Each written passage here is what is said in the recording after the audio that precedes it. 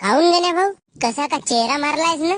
अबे मला रोवणा करायचा होता आणि बाया नाही भेटत आहेत. माझा जीव काय समजे नाही. आणि हा पाणी अगाच्या सारखा येऊन राहिला. हो, पाणी मोठ्यानं जोर मारताय गेल्या भाऊ. मग का बे हा बो बो करटलं पाणी येत आहे. आणि आमच्या बांधाईमध्ये असा पाणी संगरला जसा काही तो स्विमिंग पूल लागला. आता समजा तिथे बायाला रोवणा करावाला नेलो तर त्या बाया तिथे रोवणा करतील का पोवाला धरतील. पण तू तर म्हणलास का रोवणा करणाऱ्या बायाच नाही भेटत आहेत. अबे मग काय बे मला दुसरीकडे 150 रुपये रोजी चालू आहे आणि मी साला 200 रुपये देतो म्हणता तरी पण साला बाया नाही येत म्हणते. डेंग्या तुझी बहीण गिन खाली आहे का बे. बॅट बे गण्या भाऊ, माझी बहीण डॉक्टरीन बनणार आहे. दंडा धुरावर नाही जा माझी बहीण. बन मन डॉक्टरीन आणि ते मला निष्ठा गुबीला ढोसण्या. ते जाऊ दे गण्या भाऊ, मले सांग तू दंडावरचा निंदा गिंदा उपडलास का रे. अबे कोण्या भोकाटला निंदा.